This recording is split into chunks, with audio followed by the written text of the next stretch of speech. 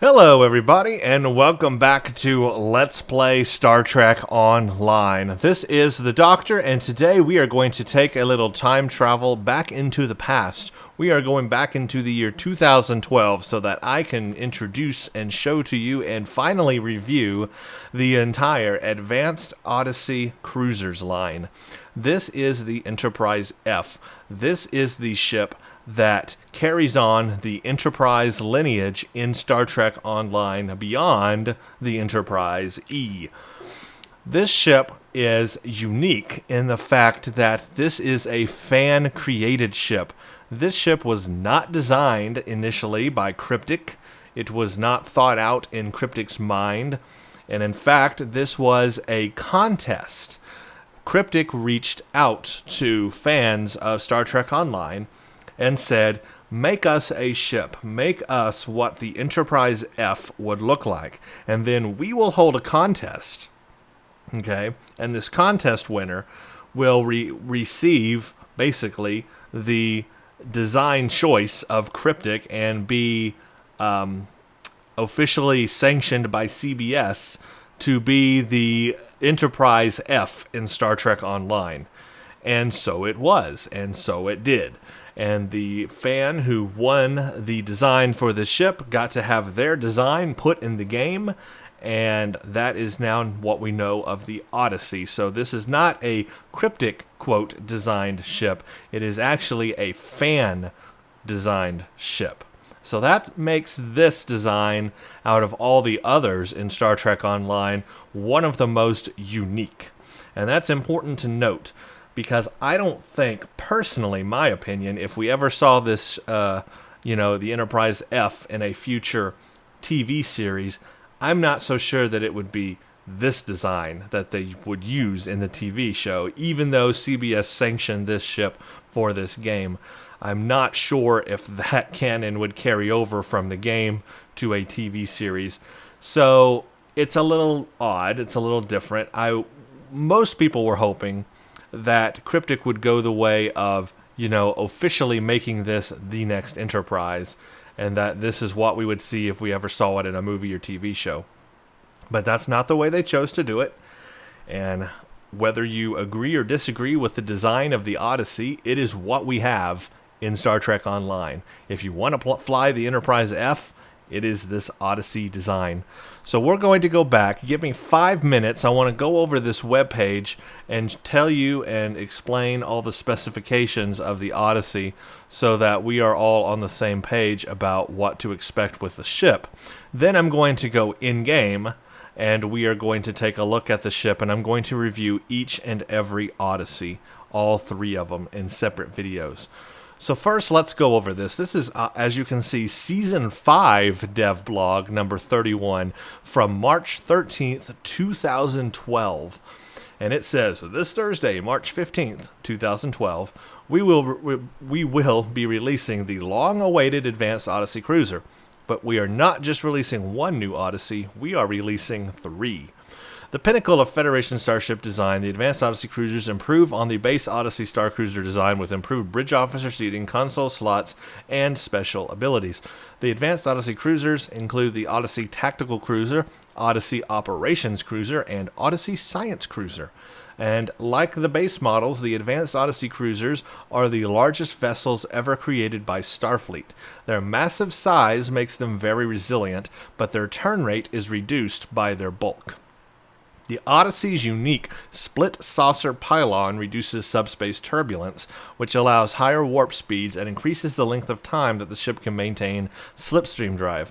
The Advanced Odyssey Cruisers are designed as extreme long-range vessels and can operate for long periods of time away from support. Because of this, they are the most versatile cruisers ever developed by the Starfleet Corps of Engineers.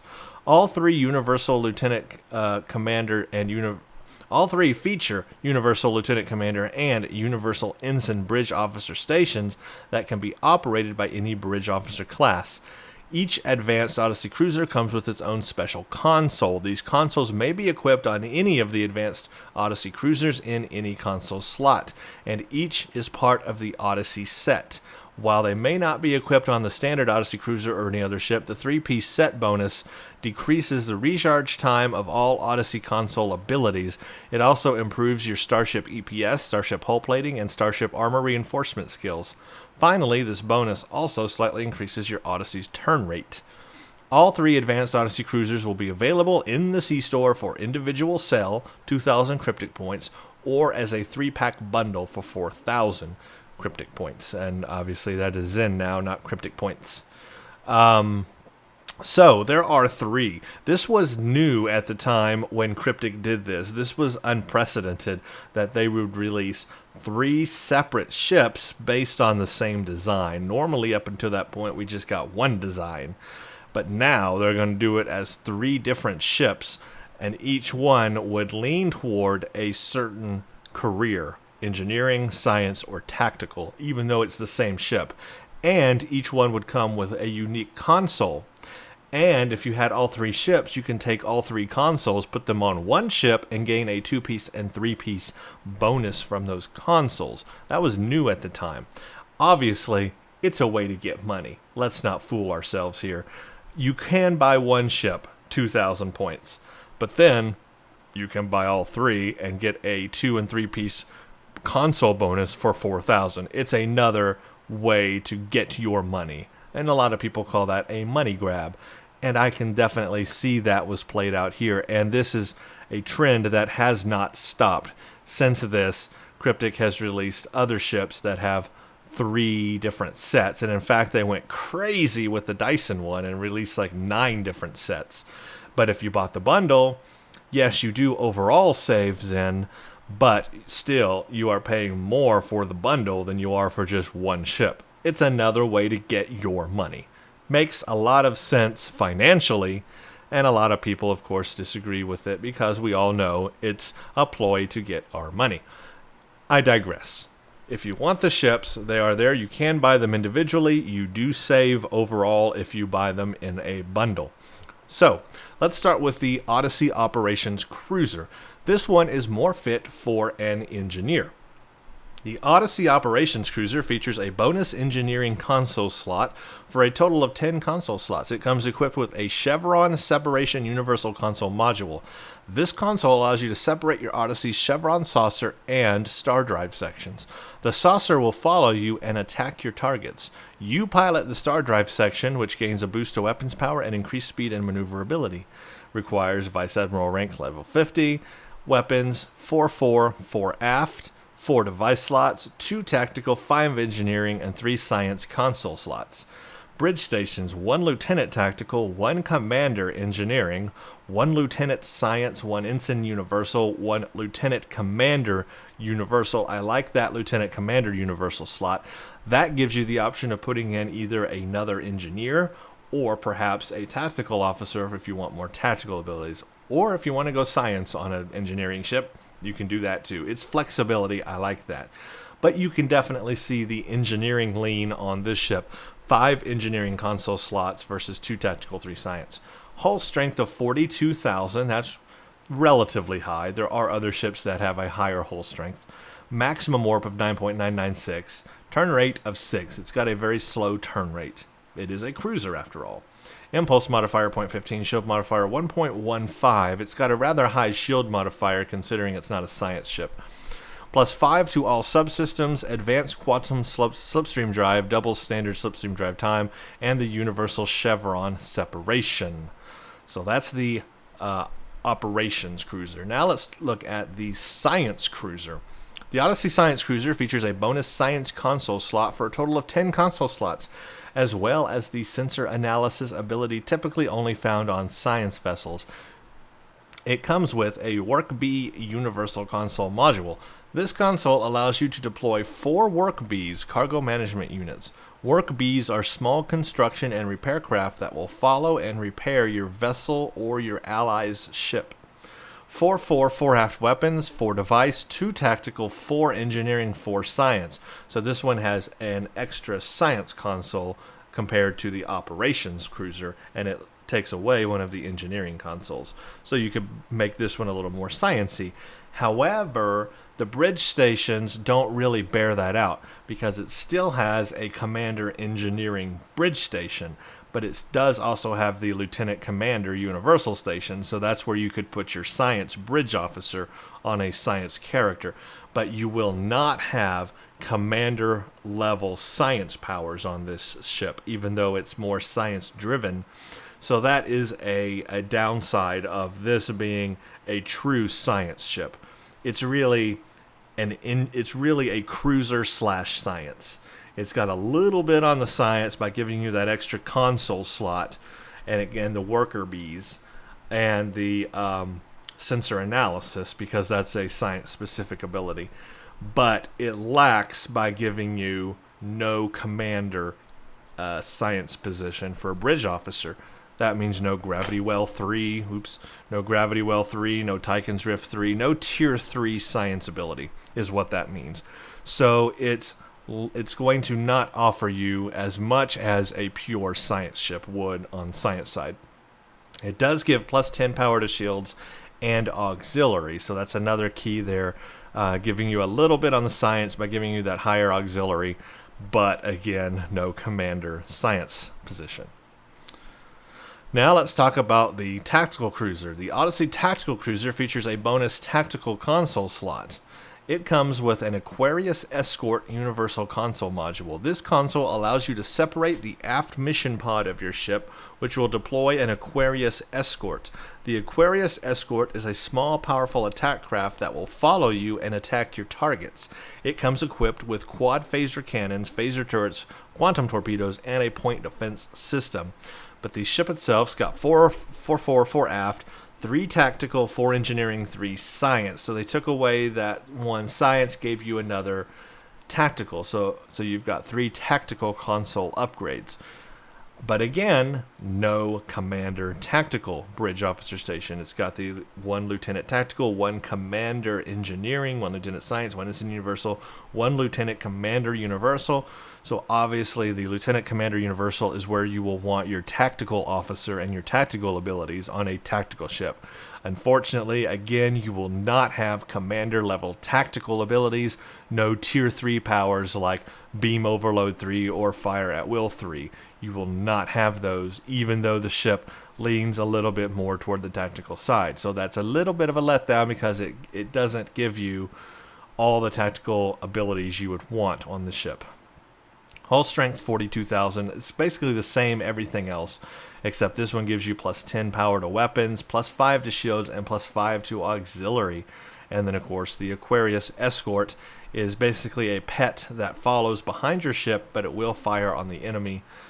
So, as you can see, really all 3 of these ships are mainly geared toward an engineer because they all have a commander engineering bridge officer slot, even on the science and tactical ones.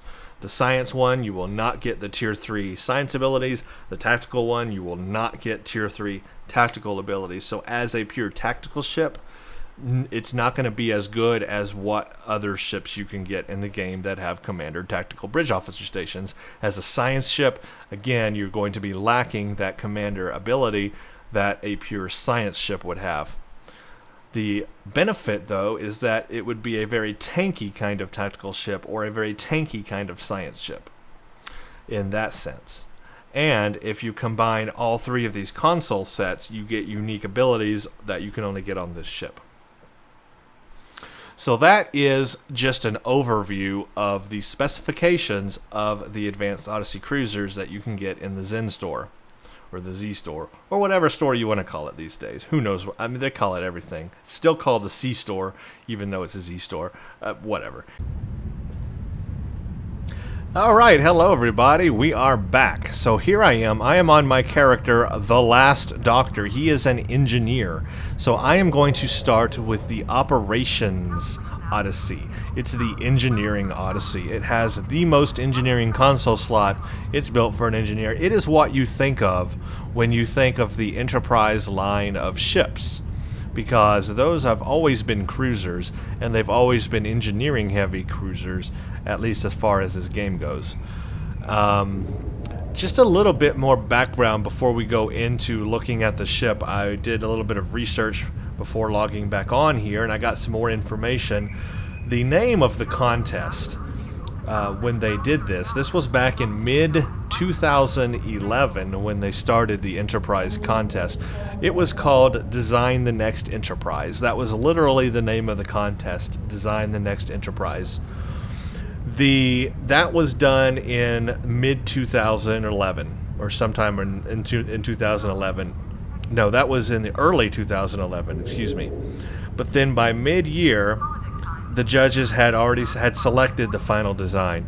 So really, it took them about half a year to get all the designs in and then get the final design. But then it took them all the way until the beginning of 2012 to actually get the ship in the game, to get it designed and everything and put it in the game. So from conception to delivery, it was about a year's worth of time.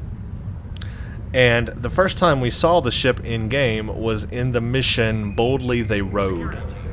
That was the first mission that the new Enterprise F was seen in the game. And so I guess that is like the second year anniversary or something like that this came out. So way back then. But that's just a little more history. I've also got a dev diary here. This is from the infamous Daniel Stahl. And he goes over this. This is from July 20th, 2011. I'm just skimming it now so I can read you the important parts. The day has arrived, and we are happy to reveal the final version of the winning ship from our Design the Next Enterprise contest. We present to you the fan-designed USS Enterprise F, a new Odyssey-class starship built in a time of war to act as the flagship for Starfleet and the Federation. Originally submitted by fan Adam Lee. I really don't know how to pronounce his last name. Forgive me. It is spelled, at least it looks like, L-L-H-E, but you know how sometimes L's can look like I's on fonts. Maybe it's I-L-H-E or L-I-H-E. Anyway, let's just call him Adam. The design was finalized by the Starfleet Corps of Engineers at the San Francisco Fleet Yards. The new Odyssey class represents the next stage of Starfleet cruiser design, emphasizing stability and firepower while allowing for versatility and exploration. In the Star Trek Online timeline of 2409, the galaxy is embroiled in war with numerous threats to peace and stability. The Enterprise is designed to carry a message of peace as well as to show the strength of resolve that forms the foundation of the Federation. Adam's sketch inspired us. It created internal discussions about the evolution of the Starfleet Cruiser and how this ship represented a new approach to design that would lead us into the future. The silhouette remains familiar and recognizable, yet the ship offers an evolution in design that adds both beauty and function worthy of the name Enterprise. With twin necks and sleek curves, this vessel is larger than any previous Enterprise. It represents an overwhelmingly beautiful presence and is an inspiration to the fleet. With slight bows to the neck and nacelles, the ship flows through space with purpose. We're thrilled to have brought this design to life and feel that the final render elegantly captures in high detail the spirit and flow of Adam's original. Now that the ship has entered service, it will be revealed to players in an upcoming Star Trek Online feature episode, which turned out to be Boldly They Rode. So that's it. Adam. He created this fan-designed Enterprise F. So whether you like the design or not, it is fan-designed. It is in the game. It is the Enterprise F. It carries on from the Enterprise E, and it is what it is. Alright, so I'm now going to bring up, as usual, and introduce you and show you to my build of this ship. And I have to make the disclaimer, my build is definitely not the perfect build. It may not be the build you choose. There are a million different ways you can build a ship. I have simply built this ship based on my wants and desires, and basically based purely on only what I have in my inventory. I don't have everything in the game, so I can only use what I've got. That's another limiting factor. So, here we go. First of all, I need to rename it. It's the Mediterranean is what it named it by default, and I haven't renamed it yet. Oh well. Anyway, this is my build. This is what I've got, and I want to discuss with you why I chose these things on this ship. And let's start with energy type. First of all, this was going to be a beam ship. There was just no question in my mind that it made sense, especially on a slow-moving cruiser, to use beams and to use a lot of them, or as much as I can, and not build it as like a torpedo boat or anything. So this has in mind the hold on a second. Let me make sure I got everything I wanted. Is that what I wanted? Did I want the Dyson stabilizing field core, warp core? You know what? I don't know if that's what I wanted, but I have it on there now. I guess that makes sense. Why don't I have the Solanae one? Oh yeah, I remember why now. Okay. And I'm just trying to think this all in my head. It's actually been a while since I've used this ship. And I've been doing a lot of the summer event, and I've actually haven't done a lot of ship flying in a while. Beams, obviously. That makes sense. I don't think that needs much explanation. Beams. Now, the energy type that I chose is antiprotons. And the reason why is because I have fleet-level antiproton weapons that I had already purchased. And those are obviously better than Mark 12 very rare because they add another modifier, they have, better DPS and all that. So to get the most powerful beams that you can get, that's going to be fleet level. So that's why I'm using antiproton. I built it as an antiproton build because that's the weapon I had, and they're fleet level, so it's going to be the most powerful. These are damage. These are actually, I would prefer another accuracy. But when I purchased these, which was like a long time ago, I actually went with damage times 3 and 1 accuracy. I would change that now to 2 damage times 2 accuracy. But I already have them, so I'm going to use them. So these two front ones are just regular beams, damage times 3. I did add a dual beam. Unfortunately, I didn't have a fleet level dual beam. So I took the lazy way out, and instead of grinding all the materials needed to buy a fleet level dual beam, I just used a Voth dual beam that I had from another ship build in the past. And this is not a bad weapon. It's Mark 12, very rare, so it's not like terrible. It's got crit D times 3, so it can do a lot of critical damage. And the reason why I wanted a dual beam bank is even though the ship is slow turning, I'm still able to turn within that 90-degree targeting arc, which is pretty narrow, granted. But when I'm facing forward, it will do more damage. I could take that off and put just a regular beam on. That's another option. That way, when I'm firing from the side or broadsiding, I would get another beam added onto that. I mean, that's a toss-up. You just however you feel you need to do it. I chose that because I chose that. Let's go to aft first before we talk about torpedo.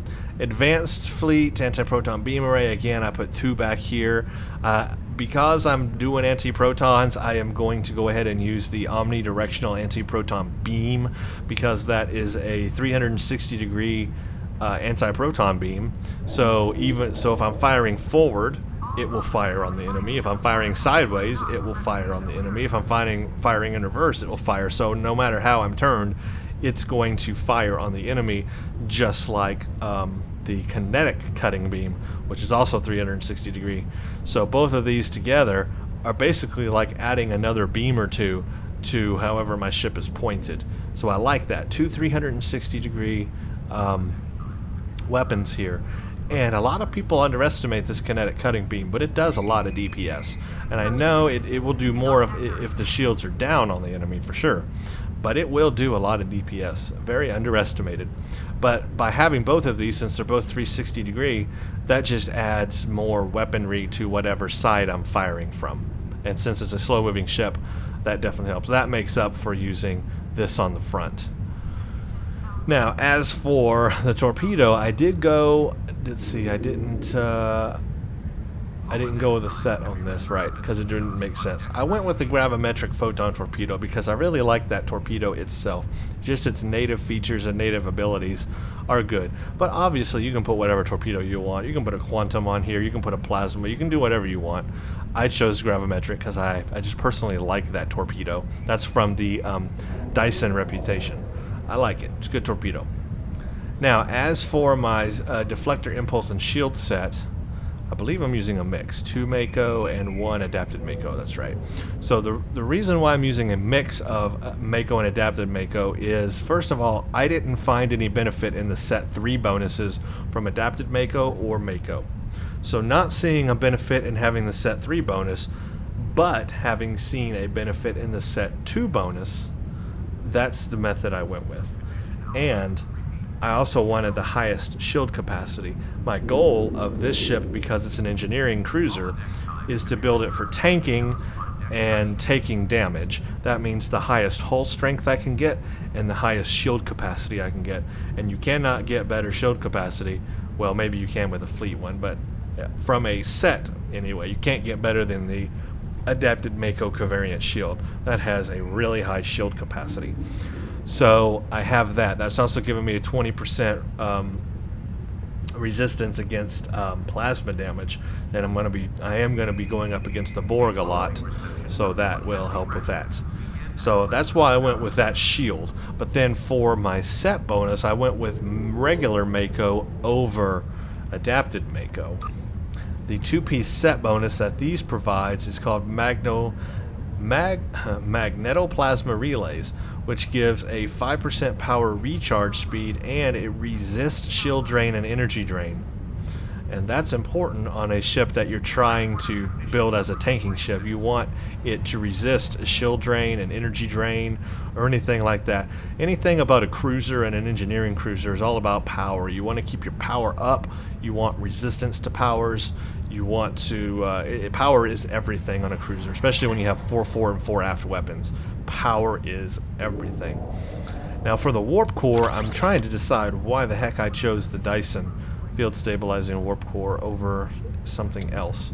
I have like every warp core, except maybe I don't have a fleet warp core. That's the only thing I'm missing, I guess. Well, I put this on here for a reason. Now what's my reason? I don't know. But it's not bad. It's not a bad warp core. You get, let's see, let's look at a silver. Bonus increases at low shield power, so I get extra shield power.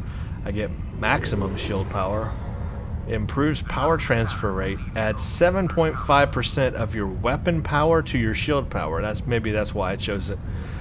So we can get more shield power from, because my weapon power is probably going to be my highest power on this ship. So if I can add 7.5% of my weapon power to my shield power, that will increase my shield strength even more. And that's very important on a tanking ship. And then a shield power buff on top of that. Plus 318 shield regeneration, plus 15 shield power setting for 10 seconds. So maybe that's why I chose it. Choosing your warp core is a tricky thing, and you want to get it right. And I guess I just don't have the fleet warp core that I really want, because what I would really want on this ship, and maybe I need to spend a little more time on it, what I would really want would be a warp core that has amp. Definitely got to have amp on a warp core. That increases your damage. But then also that weapon power to shield power, which I guess this has. That's probably why I'm using it. It's probably the best that I've got for right now, unless I had a fleet level one, and I don't have a fleet level. Out of all the warp cores I have, I don't think I have a fleet level warp core on this character, which is a shame. I need to work on that. Anyway, there's something else I can do that I haven't done, and that's with this omnidirectional antiproton beam. It's got a 2-piece bonus that increases antiproton damage by plus 10%. Now that sounds good, but it requires me to use to have either the reactive antiproton cascade emitter enabled, which it itself doesn't really benefit me, or the subspace rift core, and I don't really want to use the subspace rift core because it's more about auxiliary power. See, set plus 7.5 additional auxiliary power plus 10 maximum auxiliary power. It'd be good on a science ship, but it's not really the best warp core for an engineering cruiser ship. So that's why I'm not using the subspace rift core. And unfortunately, though, because of that, I'm not getting that plus 10% anti-proton damage. Now, I could use the cascade emitter, which I don't know if I have it here in my inventory. I don't see it. But there's nowhere to put it because I'm maxed out in other places. As you can see, my consoles are maxed out anyway, mainly because I'm using the 3 consoles from all 3 Odysseys here, and we'll go over that.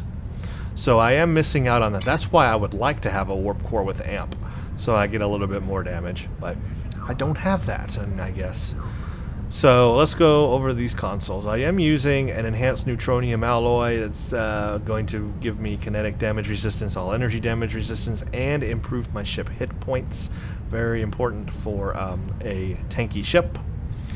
EPS flow regulator, because I'm firing a lot of beams, that's needed. And of course the universal assimilated module, I never leave home without it. It gives me, combined with a kinetic cutting beam, it gives me that 2-piece bonus, which is the Omega weapon amplifier. Very, very useful because I'm a cruiser. Again, I'm building this for tankiness. So I've got 2 maximum shield capacity consoles to get my shield capacity as high as possible. I could sacrifice one of these and go with that cascade emitter to get that plus 10% anti-proton damage with weapons, but then I would be losing out in shield capacity. And again, I'm building this ship not to do the most damage. I'm building this ship to do the most tankiness. On the tactical ship, I might think differently, but this is the operations cruiser. I'm building it to be tanky, not to do the most damage I can do. This is more of a support ship, I guess, in a way.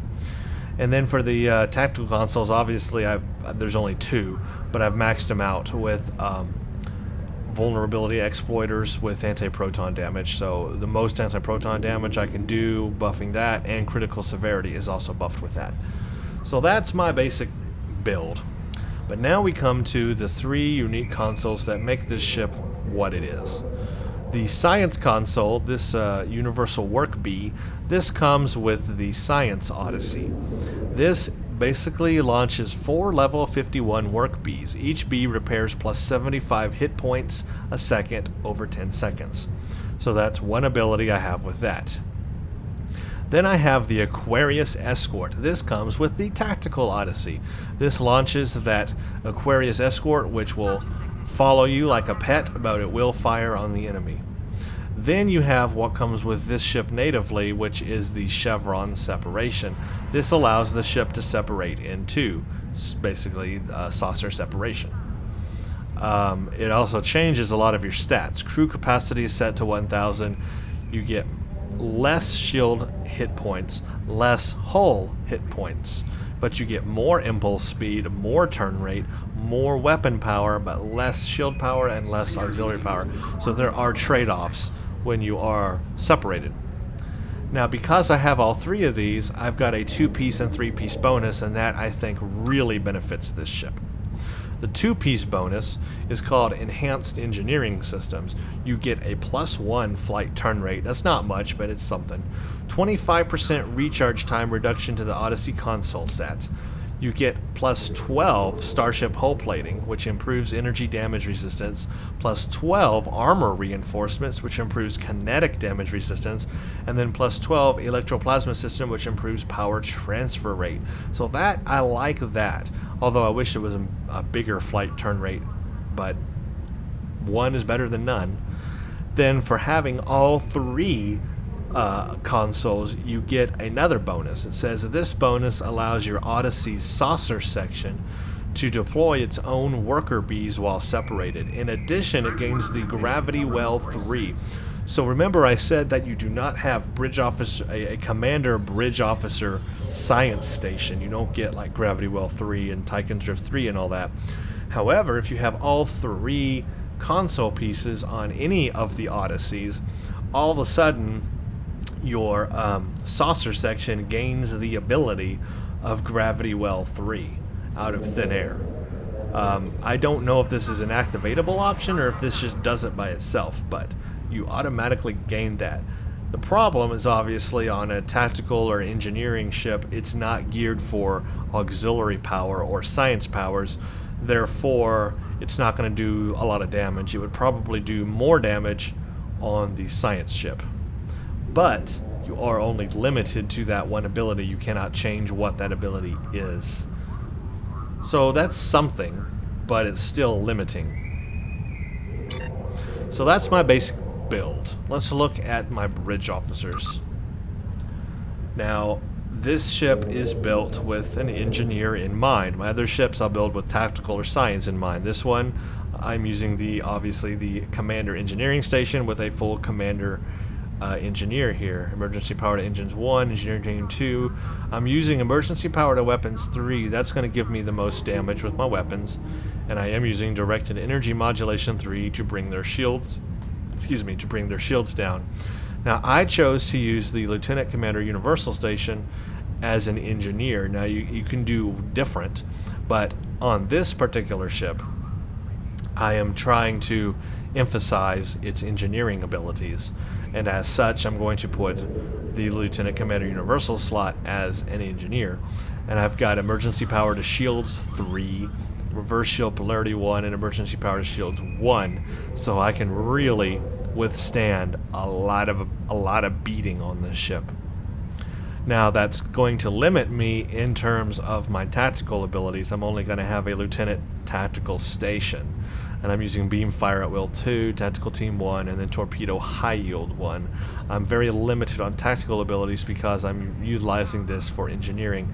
Now, you could change that on your own build if you wanted more tactical abilities. Certainly you can, but just know that you are locked into this Lieutenant Tactical Station anyway. And so you would probably be limiting yourself on engineering abilities at that point. You wouldn't have any more slots except for this one, which is an ensign slot, to put another engineer. This one is dedicated to science. So, just, yeah. I mean, there are different ways you can do it, but it does limit you in other ways. So when we get to the Tactical Odyssey, I'm going to focus more on tactical powers, and when we get to the science one, it'll be more on science. And I think that's the way they intended you to fly it anyway.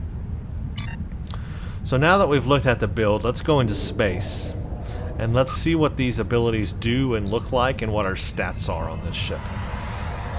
Then I'll take it into a little bit of battle here. We'll do a Taldewa battle like I usually do, just to show off its abilities. And then, after that, I will make a whole nother video on doing the STS. So here we are in space. Here's my button layout. And as you can see, it's very full. Very, very full. That has been a continuing problem with ships like this, especially engineering ships, is that you really run out of space for all your buttons. I wish they would give us another row. I know you can get a vertical row, but I don't like that. I want a fourth row here. But anyway. So here's what she looks like.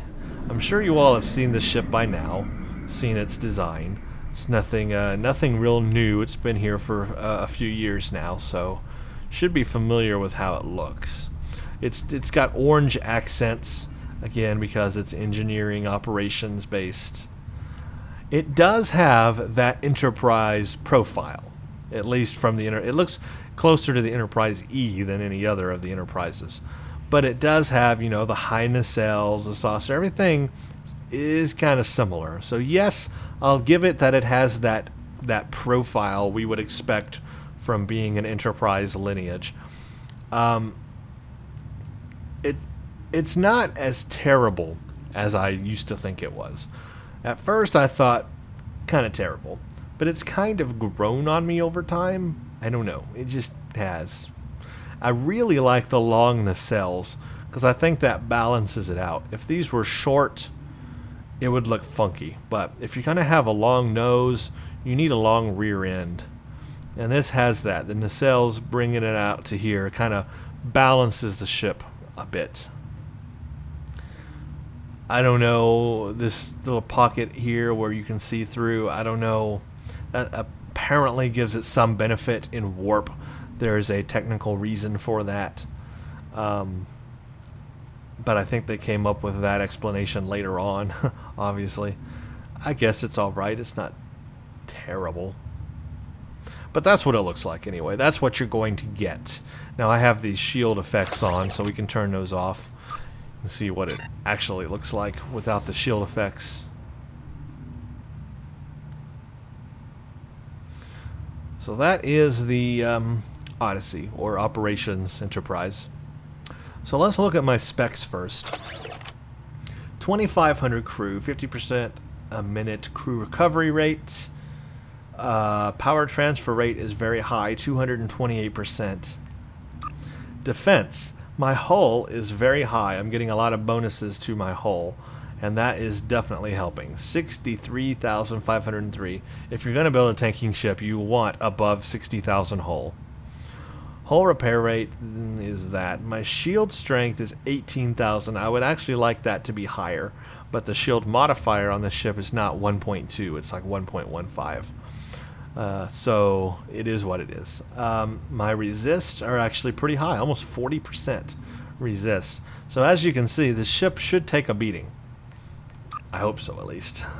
Accuracy is not that high. It's only 25%. Again, that's why I would rather have another accuracy on these instead of a damage. Crit chance is very low, but my crit severity is high when I do a crit chance, or when I do a crit.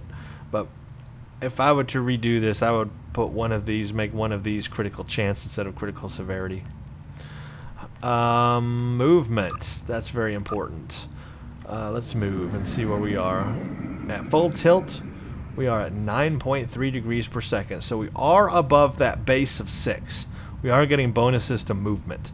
That's useful. Extremely useful. Let's turn that back on. So here we are moving now, and now let's turn. I'll keep the camera still. There is the full turn rate. That's 9. That's a 9-degree turn rate, folks. Look how slow that is. So yes, it turns slow, even with those bonuses to turn rate that I'm getting.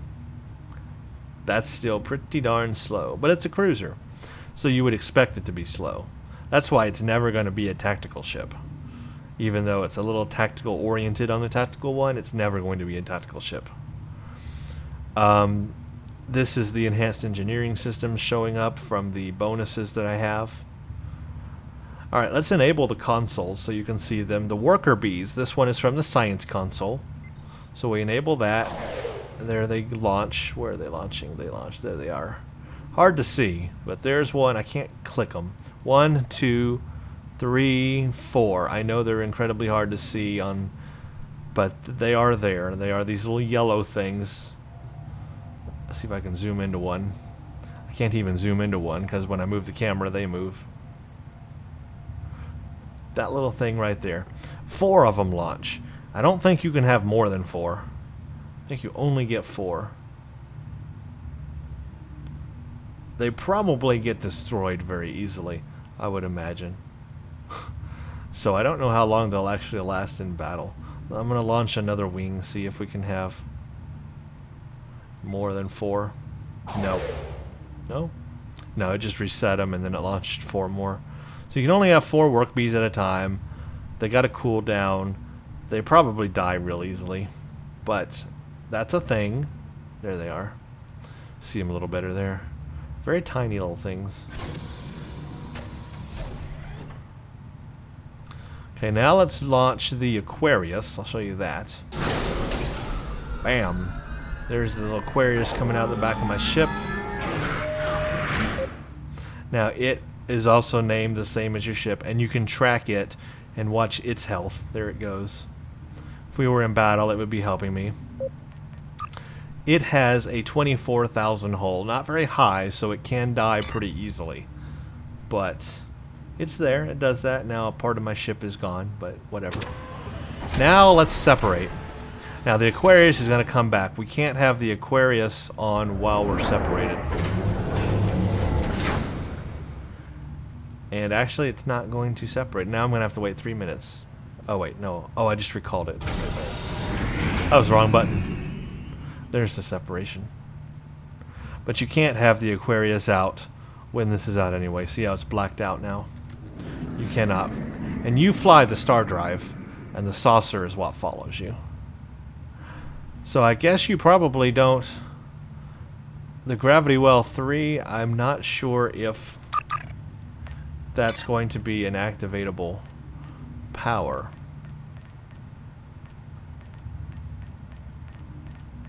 I don't think it is.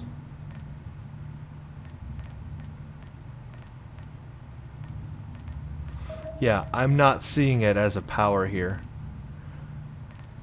So you don't actually gain Gravity Well 3 as an activatable power. It will just do it on its own when it feels like it. So that's a shame.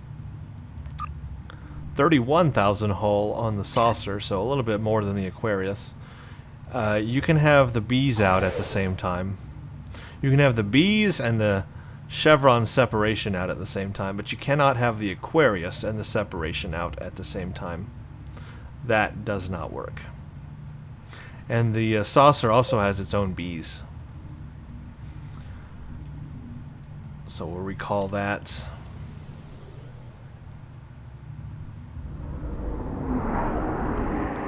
Bam. All back together, one piece.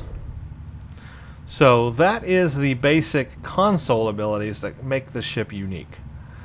Now it does have, because it's a cruiser, it's got the command weapon system efficiency, it's got the command shield frequency modulation, and the strategic maneuvering, and then it has attract fire. So it's got all 4 of the cruiser command abilities, and that really helps. For example, that weapon system efficiency, I use that all the time. But if you're in a tanking mood, you need to do the shield frequency modulation, whatever. It's got it all. So that's real nice. It's got all 4 of them. No complaints there. And then just my other bridge officer powers are all in there too. I've even got more that I had to put up here. My Nimbus thing, my quantum singularity manipulation. I probably wouldn't use on this ship because that's more of a science ability. But the refracting Tetryon cascade I may use on this ship because it has a lot of beams. So that's it. That is... Oh, and my powers. You can see where my powers are. You can see that my shield strength is very high at near 90. So that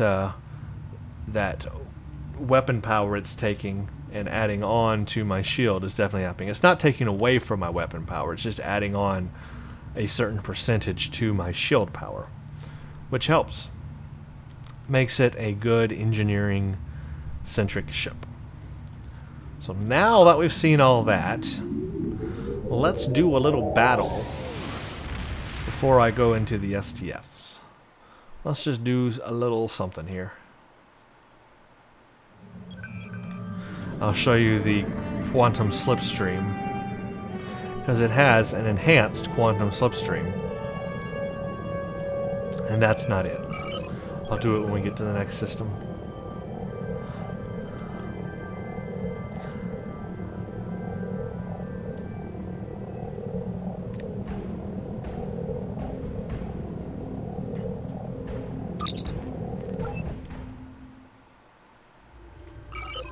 So we'll go to Taldewa. I could have just warped there, but doing it the old-fashioned way so I can show you the quantum slipstream feature.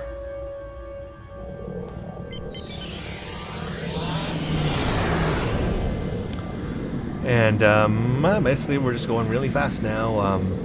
Transwarp 40. There you go. That is supersonic fast.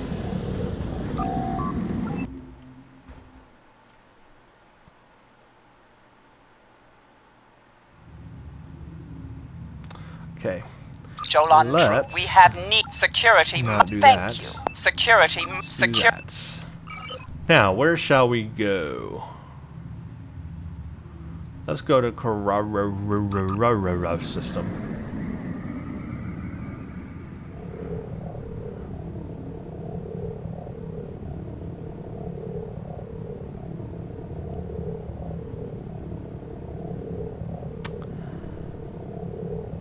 I have grown accustomed to the looks of the ship. It's not terrible. I've seen worse. But when this was new, when they designed, or when that design was shown for the first time, boy, was everybody polarized on it. Some hated it, some loved it. Let's get my worker bees going. Hey, let's get the Aquarius out, why not?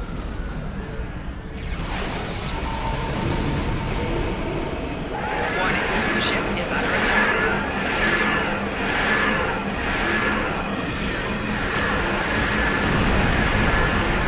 Target's shields have failed.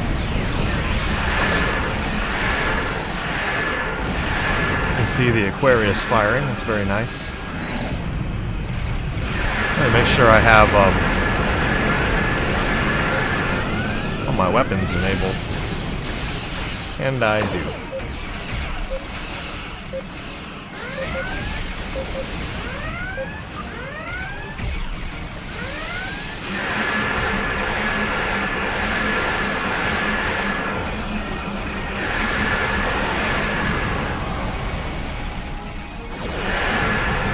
Target's shield has failed.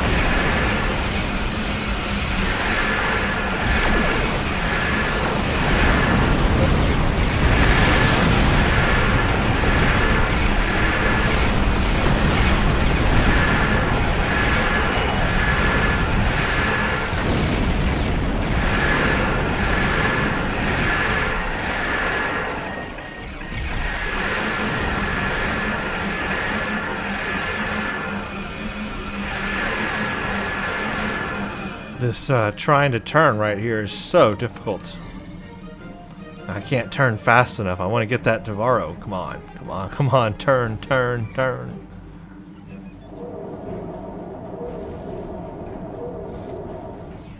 That was painful. That, even with all the buffs I have to that turn rate, with all the consoles, that turn right there was painful.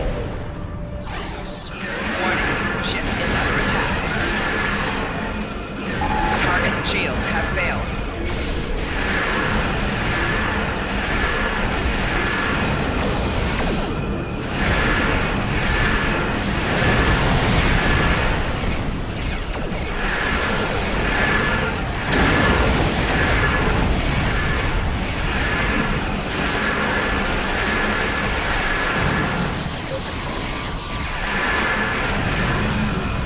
Target's shields have failed.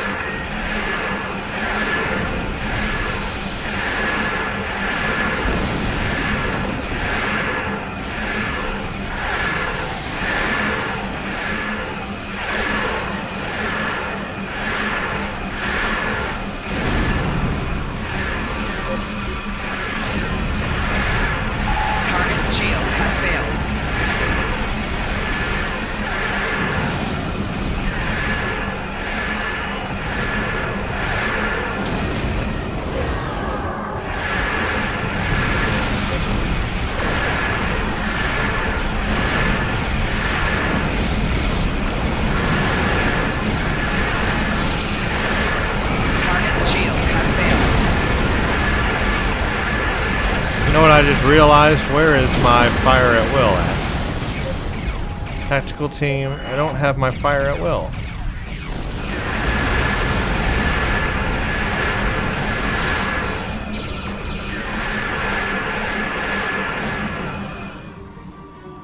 There's one Scorpion fighter out there. There we go. I just realized my fire at will is not there. Why are you not there? See, I'm out of room. What to sacrifice? What to sacrifice? Go away.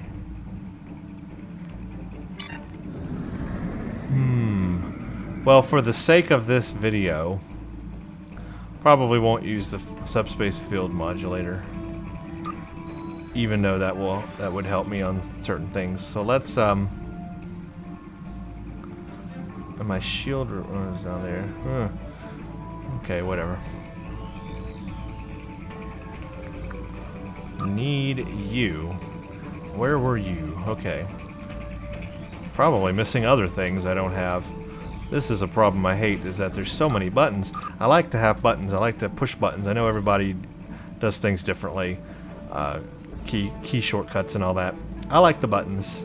That's why I want another row. Okay, anyway, that was a good test of all that. Let's do another one, and this time we're going to use the Chevron Separation instead of the Aquarius.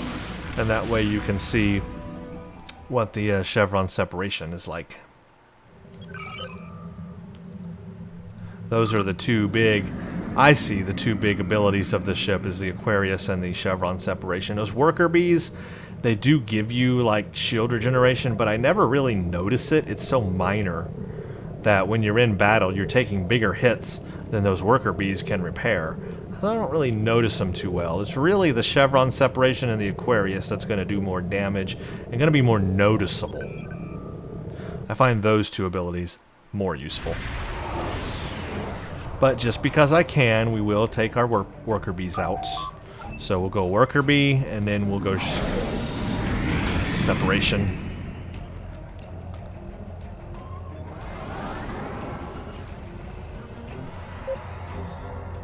Now I have my fire at will.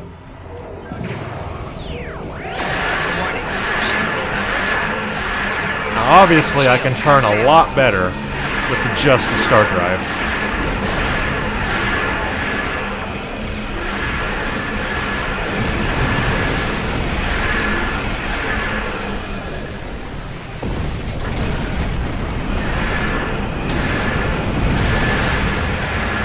But even it's still kind of slow.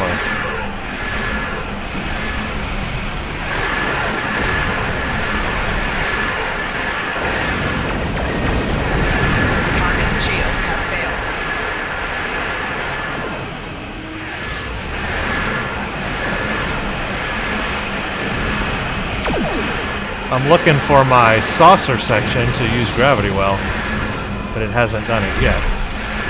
I actually haven't seen it do that before, so I want to see it do it. There. Oh, it did it. Okay, cool. There you go. Did gravity well. I didn't have to do anything. That's kind of cool.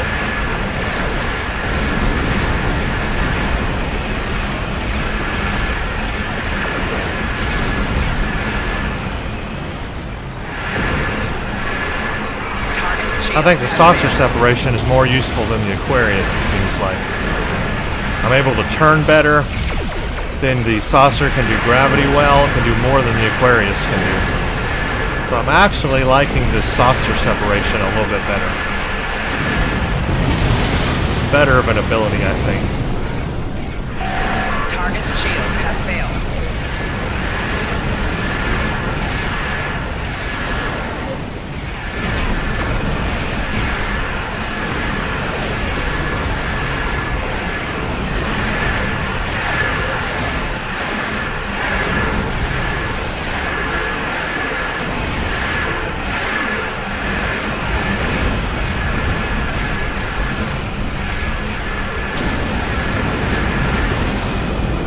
Yeah, it wasn't too bad at all. Nice. And now we can recall the saucer.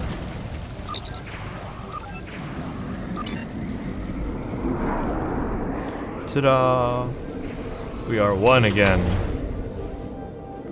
So there you go. That's a little bit of battle, just a sneak peek. We're going to do all the Borg STFs and maybe some Undine as well. So stay tuned for that. In order of console usefulness, I think I've determined now that I like the Chevron the best, the Chevron Separation. I find that the #1 most useful, and then secondary to that, I find the Aquarius useful, and then third to that is the worker bees. That's my order of usefulness that I find so far on the unique Odyssey console abilities. But we're going to take more of a look at it as we do the Borg, so stay tuned for those videos. I think it's going to be a lot of fun. And after we do the Operations Odyssey, then we'll jump to the Science Odyssey and look at it from a science perspective. But first, let's finish the engineering one. Thank you for watching, everybody. Stay tuned for the next one.